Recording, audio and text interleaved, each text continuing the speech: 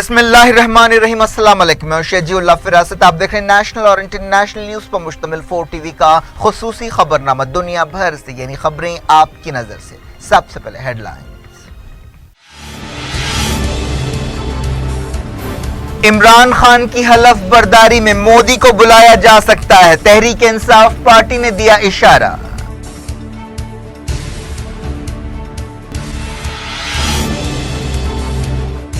Iran ने America से बातचीत करने से इनकार कर दिया, कहा पहले न्यूक्लियर डील में वापस आएं।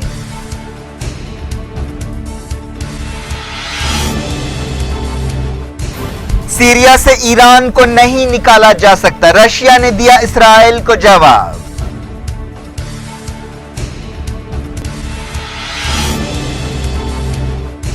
सीरियन फौज ने दरा के बचे कुचे इलाकों पर कब्जा कर लिया, सूची में रशिया, ईरान, तुर्की बातचीत खत्म।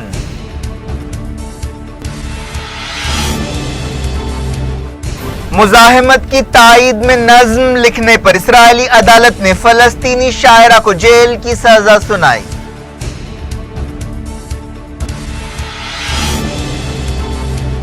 अफगानिस्तान का जलालाबाद फिर बना दहशतगर्दी का शिकार, रेफ्यूजी ऑफिस पर आईएस का हमला।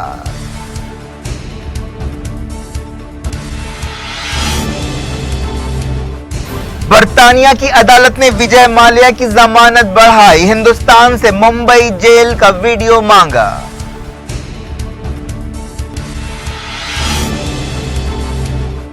लाखों नाम शहरियों की लिस्ट से निकालने पर पार्लियामेंट में हंगामा, ममता बनर्जी ने कहा खून बहेगा, खाना जंगी होगी।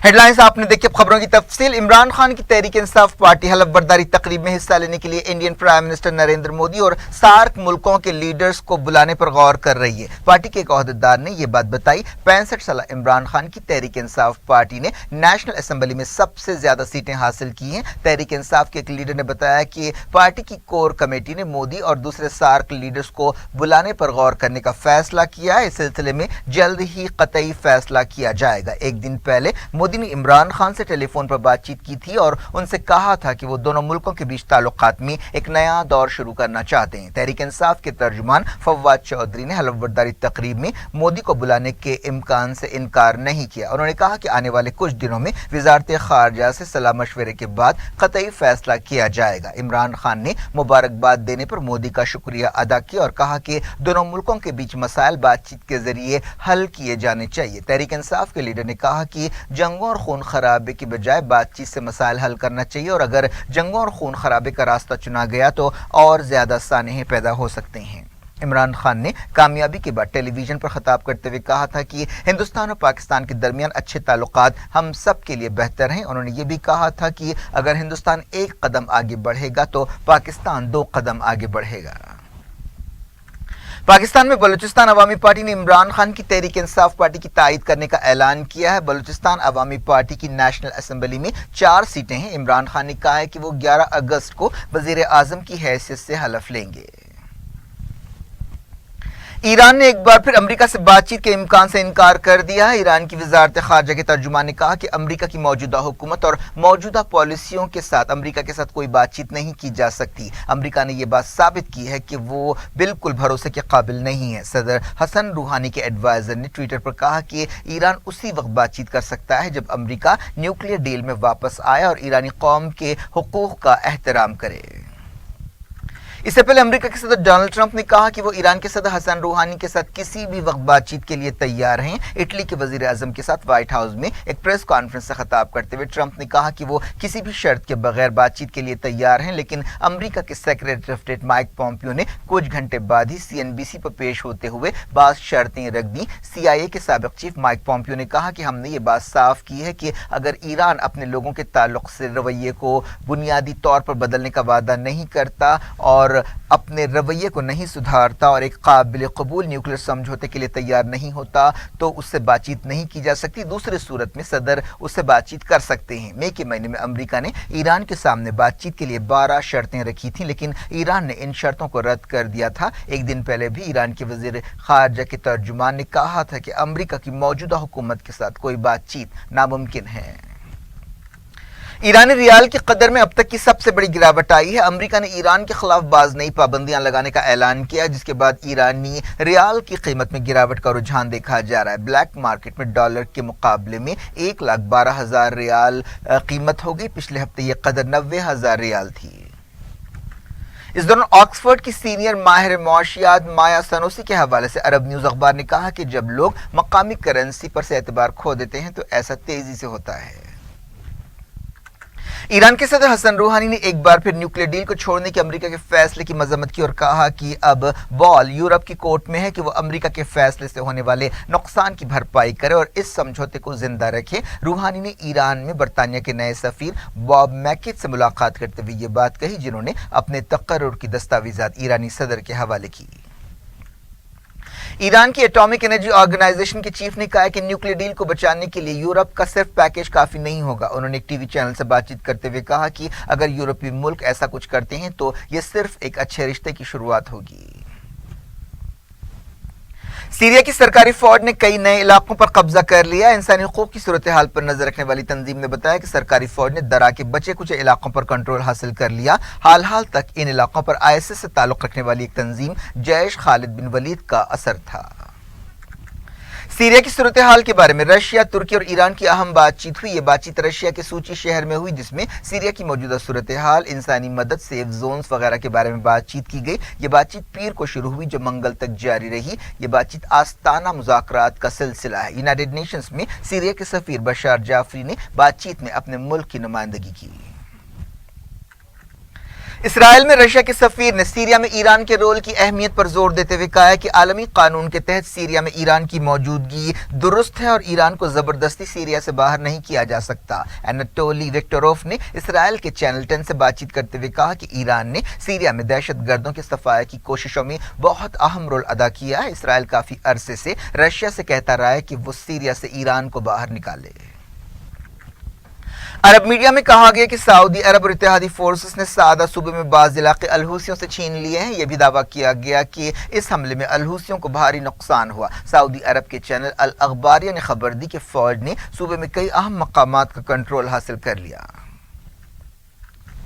الحوثیوں کے ترجمان نے UAE کے وزیر خارجہ انور قرقاش کے ایک بیان کو رد کر دیا اور کہا ہے کہ ابوظہبی کی حکومت اتنی کمزور ہے کہ وہ یمن کے ایک گاؤں کے لوگوں سے بھی لڑائی نہیں لڑ سکتی. المسیرہ ٹیلی ویژن چینل پر پیش ہوتے ہوئے الحوثیوں کے ترجمان محمد عبدالسلام نے کہا کہ UAE کو پورے یمن کے لوگوں کے خلاف لڑائی کی بات بھول جانی چاہیے. انور قرقاش نے حال ہی میں سعودی عرب کے آئل ٹینکرز پر الحوثیوں کے حملے کی مذمت کرتے ہوئے کہا تھا کہ حدیدہ کو انصار اللہ تحریک سے چھین لینا چاہیے. انور قرقاش نے ٹویٹر پر لکھا کہ ریڈ سی میں سعودی عرب کے 2 آئل ٹینکرز پر حملوں سے الحوثیوں کو قابو میں کرنے کی ضرورت ظاہر ہوتی ہے. سمندری ٹریفک پر منظم حملہ دہشت گردی کی کارروائی ہے. اس سے الحوثیوں کی جارحانہ نوعیت ظاہر ہوتی ہے. اس حملے کے بعد سعودی عرب نے باب المندب کے علاقے میں اپنے جہازوں کو آنے جانے سے روک دیا تھا.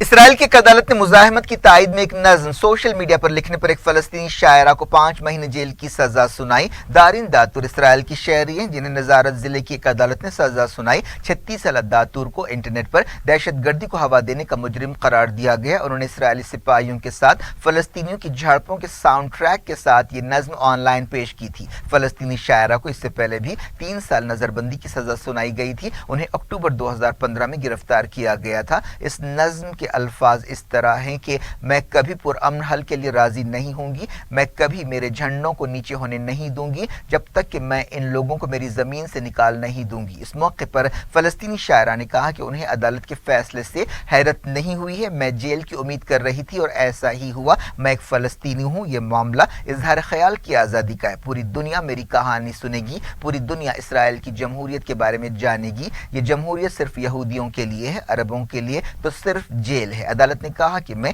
دہشت گرد ہوں. اگر یہ دہشت گردی ہے تو مجھے دہشت گردی سے محبت ہے.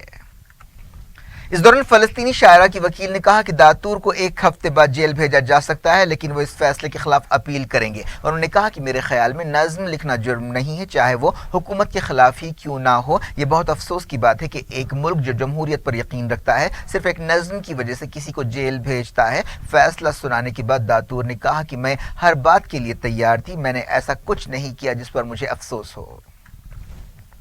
इस दौरान गाजा की नाकाबंदी तोड़ने की कोशिश पर गिरफ्तार कई आलमी कारकुनों को रिहा कर दिया गया, लेकिन अभी बाज वॉलंटियर्स को कैद में रखा गया। नाकाबंदी के खिलाफ काम करने वाली एक कमेटी के ओहदेदार ने बताया कि इन कारकुनों में कई मुल्कों के शहरी शामिल हैं। इस दौरान हजारों लोगों ने सड़कों पर निकलते हुए एक हालिया कानून के खिलाफ इसराइल में मुजाहरा किया। इस मुजाहरे में अरबों के अलावा दूसरे माइनॉरिटी तबकों के लोगों ने भी हिस्सा लिया, जिनमें द्रूज कम्युनिटी के लोग भी शामिल हैं। हाल ही में इसराइली पार्लियामेंट नेसेट में एक बिल मंजूर किया गया जिसके तहत इसराइल को यहूदियों के लिए मखसूस रियासत करार दिया गया। दुनिया भर से वक्त हो गया छोटे से ब्रेक का। ब्रेक के बाद कुछ और खबरों के साथ आपकी खिदमत में दोबारा हाजिर होंगे। उम्मीद है ब्रेक के उस पार भी हमारा आपका राब्ता बना रहेगा।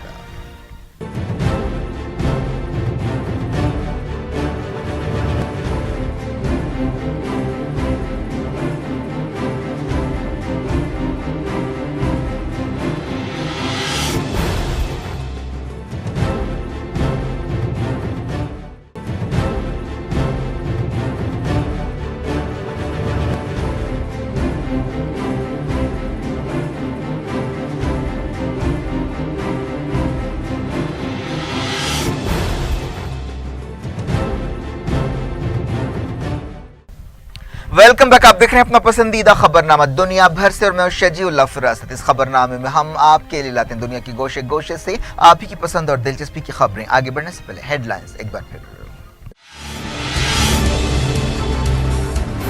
इमरान खान की हलफ बर्दारी में मोदी को बुलाया जा सकता है, तहरीक इंसाफ पार्टी ने दिया इशारा।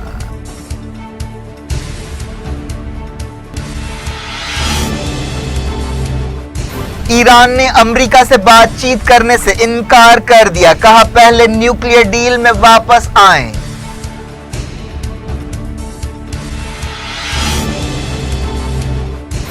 सीरिया से ईरान को नहीं निकाला जा सकता, रशिया ने दिया इस्राएल को जवाब।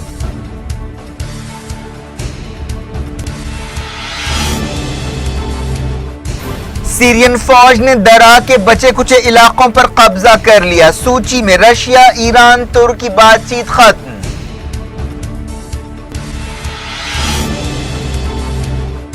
मुजाहिमत की ताईद में नज्म लिखने पर इस्राइली अदालत ने फलस्तीनी शायरा को जेल की सजा सुनाई।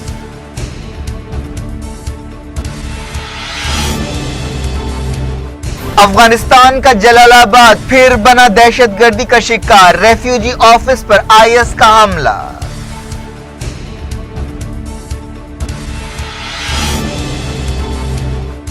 बर्तानिया की अदालत ने विजय माल्या की जमानत बढ़ाई, हिंदुस्तान से मुंबई जेल का वीडियो मांगा।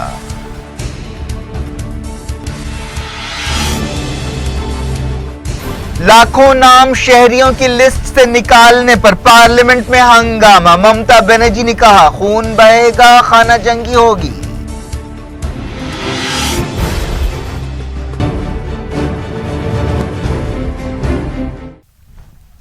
डायरेक्ट इंटरनेशनल न्यूज के सिलसिले को तुर्की और रशिया ने हथियारों की डीलिंग्स के बारे में धमकियां देने पर अमेरिका पर तनकीद की है। रशिया के वजीर खारजा सर्जी लावरोफ ने तुर्की और दूसरे मुल्कों पर रशियन हथियारों की खरीदी को रोकने के लिए दबाव डालने पर तनकीद की। उन्होंने कहा कि ये मुल्क अमरीकी दबाव को नजरअंदाज कर देंगे। हाल ही में अमरीकी कांग्रेस ने F-35 फाइटर जहाजों की तुर्की को सप्लाई पर पाबंदी लगा दी थी। इस दौरान तुर्की की नेशनल सिक्योरिटी काउंसिल ने धमकी भरी जबान इस्तेमाल करने की मजम्मत की और इसे नाकाबिल कबूल करार दिया। काउंसिल ने कहा कि तुर्की के डिफेंस के बारे में अमेरिका के नुक्ते नज़र से दोनों मुल्कों के बीच ताल्लुकात को धक्का लगेगा। अफगानिस्तान के जलालाबाद शहर में एक बार फिर बंदूक बरदारों ने एक सरकारी इमारत पर हमला कर दिया, जिसके दौरान कई लोग हलाक और जख्मी हुए। बंदूक बरदारों ने हमले के बाद इमारत में घुसकर कुछ लोगों को अपने कब्जे में ले लिया और लड़ाई शुरू हो गई। नंगरहार सूबे की हुकूमत के एक तर्जुमान ने बताया कि बंदूक बरदारों ने रेफ्यूजियों के लिए काम करने वाले दफ्तर को निशाना बनाया। इस हमले में कितने लोग मारे गए और कितने जख्मी हुए, इस बारे में ठोस खबर का इंतजार है। सूबाई हुकूमत के तर्जुमान ने बताया कि पहले एक कार इमारत में घुसा दी गई, जिसके बाद बंदूक बरदार عہدیداروں نے فائرنگ شروع کر دی اور افراتفری مچ گئی۔ جس وقت یہ حملہ کیا گیا، ریفیوجیوں کے لیے کام کرنے والی NGOs کی ایک میٹنگ ہو رہی تھی۔ جس جگہ عمارت ہے وہ بہت حساس علاقہ ہے اور بہت قریب ہی وہاں پر یونائیٹڈ نیشنز کا ایک کمپاؤنڈ ہے، پاس ہی ایک ہاسپٹل بھی ہے۔ جلال آباد میں حالیہ عرصے میں ایک کے بعد ایک کئی حملے ہوئے ہیں جن میں کئی لوگ ہلاک اور زخمی ہوئے ہیں۔ آس پاس کے علاقے میں کئی غیر ملکی ادارے بھی کام کرتے ہیں۔ صوبائی حکومت کے ترجمان نے بتایا کہ حملے کے بعد کئی لوگوں کو بچایا گیا۔ ایک حملہ آور نے خود کش دھماکہ کیا۔ حالیہ عرصے میں ایسے کئی حملوں کے لیے ISIS کو ذمہ دار ٹھہرایا گیا اور اس دوران بعض خبروں میں کہا گیا کہ IS نے اس حملے کی بھی ذمہ داری قبول کی ہے۔ اس سے پہلے افغانستان کے فرا صوبے میں سڑک کے کنارے ایک بم دھماکے میں کم سے کم 11 لوگ ہلاک ہوئے اور 40 زخمی ہوئے۔ اس دھماکے کے ذریعے ایک بس کو نشانہ بنایا گیا جو کابل جا رہی تھی۔ مرنے والوں اور زخمیوں میں عورتیں اور بچے بھی شامل ہیں۔ فرا صوبے کی پولیس نے بتایا کہ یہ حملہ طالبان نے کیا جس کا نشانہ سیکیورٹی فورسز تھے، لیکن بدقسمتی سے مسافر بس زد میں آ گئی۔ اس واقعے کی تصویریں سوشل میڈیا پر سامنے آئی ہیں۔ زمبابوے کے اپوزیشن لیڈر نیلسن چمیسا نے کہا ہے کہ وہ صدارتی الیکشنز میں کامیابی حاصل کر رہے ہیں، لیکن اب تک سرکاری نتیجے جاری نہیں کیے گئے۔ یہ رابرٹ موگابے دور کے بعد پہلے صدارتی الیکشن ہیں۔ ایک دن پہلے زمبابوے کے ووٹرز نے ووٹنگ میں حصہ لیا تھا۔ Opposition movement for democratic change کے لیڈر چمیسا نے کہا کہ ان کی پارٹی نے 10,000 پولنگ سٹیشنز کے نتیجے حاصل کر لیے ہیں اور ہم شاندار جیت حاصل کر رہے ہیں۔ پچھلے سال زمبابوے پر لمبے عرصے تک حکومت کرنے والے رابرٹ موگابے کو عہدے سے ہٹا دیا گیا تھا۔ اس سے پہلے صدر ایمرسن منگاوا نے بھی دعویٰ کیا کہ انہیں جیت کی امید ہے۔ ایک رپورٹ میں کہا گیا کہ امریکہ کے ساتھ بات چیت کے باوجود نارتھ کوریا نئے میزائلز کے سلسلے میں کام کر رہا ہے۔ امریکی عہدیداروں کے حوالے سے واشنگٹن پوسٹ نے یہ بات بتائی۔ عہدیداروں نے بعض سیٹلائٹ تصویروں کا بھی حوالہ دیا اور کہا کہ ایک مقام پر بیلسٹک میزائلوں کی تیاری کے اشارے ملے ہیں۔ عہدیداروں کے حوالے سے کہا گیا کہ یہ بات صاف نہیں ہے کہ میزائلوں کا یہ کام کس مرحلے میں ہے۔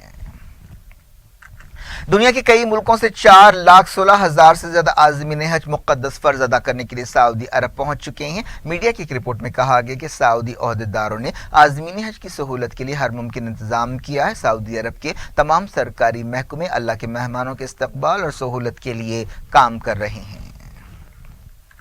برطانیہ کی ایک عدالت نے وجے مالیہ کی ضمانت کی مدت 12 ستمبر تک بڑھا دی ہے اور انڈیا سے کہا ہے کہ وہ ممبئی کی آرتھر روڈ جیل کا ایک ویڈیو پیش کرے جہاں حوالگی کی صورت میں وجے مالیہ کو رکھا جا سکتا ہے۔ ہندوستان نے چیف مجسٹریٹ کی درخواست قبول کر لی کہ ویڈیو فراہم کیا جائے۔ وجے مالیہ نے عدالت میں پیش ہوتے ہوئے کہا تھا کہ عدالتیں ہی ان کا فیصلہ کریں گی۔ وجے مالیہ پر ہندوستانی بینکوں کو 9,000 کروڑ روپے کا دھوکہ دینے کا الزام ہے۔ ہندوستان کی حکومت نے برطانیہ سے کہا ہے کہ وہ شراب کے تاجر کو حوالے کرے۔ وجے مالیہ نے اپنی دلیلوں میں کہا تھا کہ ہندوستان کی جیلوں کی حالت ٹھیک نہیں ہے، اسی لیے ہندوستان کے حوالے انہیں نہ کیا جائے۔ اس دوران وجے مالیہ نے کہا کہ انہوں نے رحم کی درخواست نہیں کی ہے اور وہ بقائے کا تصفیہ کرنے کے لیے تیار ہے۔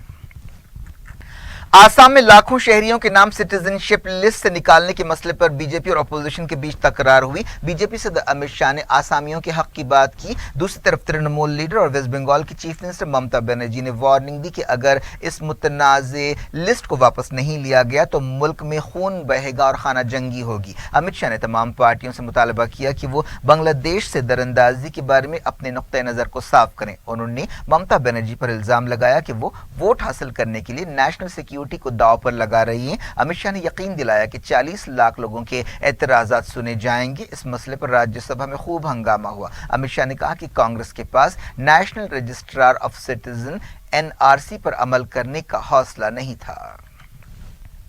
لوک سبھا میں اس مسئلے پر خوب گڑبڑ ہوئی۔ کارروائی کو گڑبڑ کی وجہ سے ملتوی بھی کیا گیا۔ 40 لاکھ ووٹرز کا نام شہریوں کی لسٹ میں شامل نہ کرنے پر اپوزیشن پارٹیوں نے پارلیمنٹ کے باہر بھی احتجاج کیا۔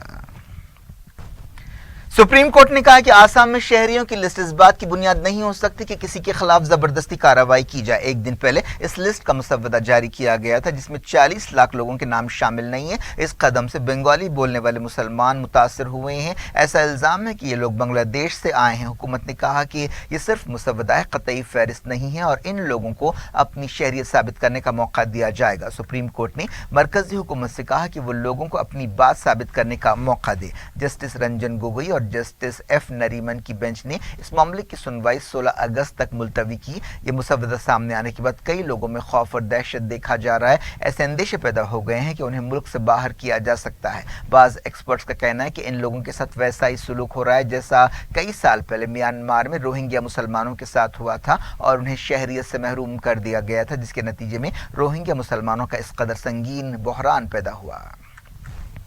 वज़ीर दाखिला राजनाथ सिंह ने कहा है कि मुल्क में गैर कानूनी तौर पर रोहिंग्या मुसलमानों की दरअंदाजी को रोकने के लिए BSF और आसाम राइफल्स को तैनात किया गया है। राजनाथ सिंह ने लोकसभा में सवालों का जवाब देते हुए ये बात कही। हिंदुत्व लीडर साध्वी पराची ने एक और मुतनाज़ बयान दिया है। उसने मुसलमान औरतों से कहा है कि अगर वो 3 तलाक और हलाला जैसे तरीक़ों से बचना चाहती हैं तो वो हिंदू मर्दों से शादी करे और हिंदू मजहब इख्तियार करे। साध्वी पराची ने मथुरा में कहा कि जो मौलवी फतवे देते हैं उन्हें सज़ा मिलनी चाहिए क्योंकि वो समाज को तबाह कर रहे हैं। VHP लीडर ने कहा कि वो बरेली की निदा खान और दूसरी मुस्लिम औरतों से मुलाकात करेंगी और उनसे दरख्वास्त करेंगी कि वो हिंदू धर्म को अपना लें। क्या कुछ हो रहा है आपकी दुनिया में, आखिर में हेडलाइंस दुनिया भर से एक बार फिर देखते हैं। इमरान खान की हलफ बर्दारी में मोदी को बुलाया जा सकता है, तहरीक इंसाफ पार्टी ने दिया इशारा।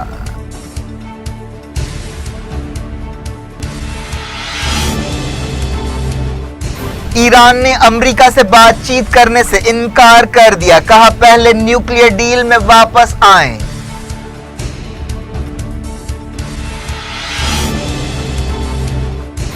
सीरिया से ईरान को नहीं निकाला जा सकता, रशिया ने दिया इस्राइल को जवाब।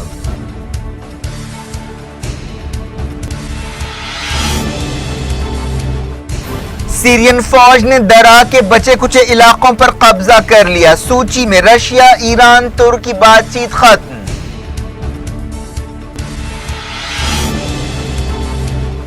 मुजाहिमत की ताईद में नज्म लिखने पर इस्राइली अदालत ने फलस्तीनी शायरा को जेल की सजा सुनाई।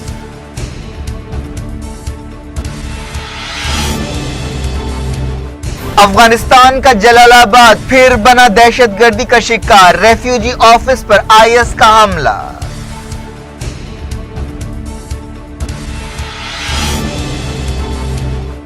बर्तानिया की अदालत ने विजय माल्या की जमानत बढ़ाई, हिंदुस्तान से मुंबई जेल का वीडियो मांगा।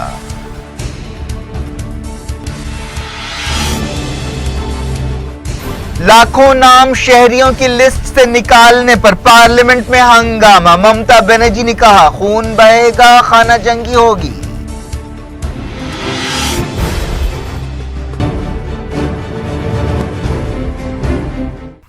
ये थी आज की खबरें। अब शजीउल्लाह फरासत को दें इजाजत और अपना बेहद ख्याल रखें। अल्लाह हाफ़िज़।